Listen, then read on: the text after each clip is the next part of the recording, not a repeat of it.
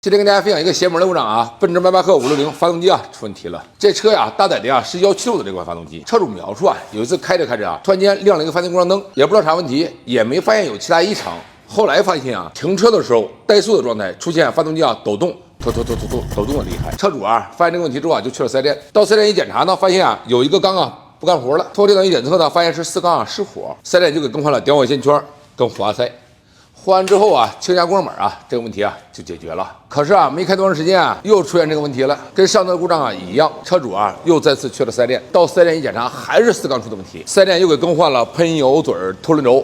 换完之后啊，清下故障码，这个问题啊就又解决了。然后呢，不用说哈，估计您都猜到了，又没开多长时间，又再次出现同样的问题。就这个故障啊，去4S店修了3趟，前后啊，从16万4一直啊修到了18万8，这个啊也没修好。 到底是什么问题导致的这个毛病啊？始终啊也没整明白，可把车主啊给头疼坏了。这不，这次又出现这个问题了，车主啊实在是不敢再找他修了，来找咱们来了。咱们啊开始进行检查吧，检查喷油嘴、火花塞、点火线圈、脱轮轴等全是新的，没毛病。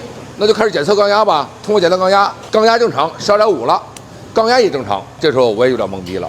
那怎么办啊？上 Pico 设备吧，这个设备啊也是咱们家的王牌设备。通过 Pico 设备检测，这个时候啊发现4缸异常了。这个发现4缸啊排气啊有问题，得拆发动机，拆吧。拆开发动机之后啊，发现问题了，就是出在4缸上了。4缸排气门弹簧折了，把车主头疼2年的毛病啊，终于啊给找着了。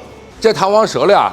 可不代表它一点作用都不起来，兄弟们啊！弹簧折了，只是它偶尔的呀使不上劲儿了，然后导致什么呢？排气门不该排气的时候出现排气这种现象了，所以啊才导致的4缸啊偶发性的失火这种故障。为什么说它是邪门的故障呢？通常修理厂用的全是这种机械缸压表，它检查缸压12.5正常，它肯定就排除机械部分没有问题了。所以说有很多经验不足的师傅们啊。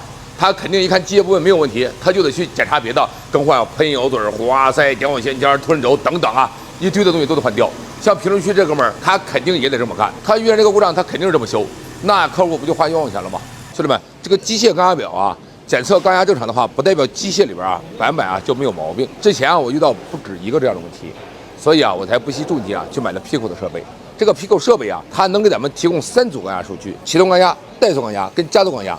咱们能通过3组数据综合去判断是哪的问题。这个设备啊是老美生产的，纯进口的。当时啊，我还是请老师驻店进店跟咱们进行培训的。据老师说啊，咱们是国内第一个修理厂让老师驻店给培训的。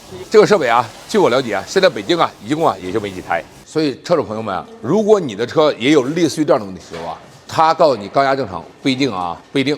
你最好是找一个有 Pico 设备的修理厂给你啊精准的检测一下。 就像这台车，迈巴赫 GLS 600，搭载的177的这款发动机，报的是7缸失火，在4S店啊又更换了，来喷油嘴、点火线圈，该换的都换了，问题啊还是依旧。车主啊昨天晚上啊又给拖过来了，所以说我觉得修车这块啊，一定是用专业的设备，有专业的人精准的判断，才能啊确保不让客户花冤枉钱。北京修车就这2个，专治啊各种疑难杂症，专治各种不服。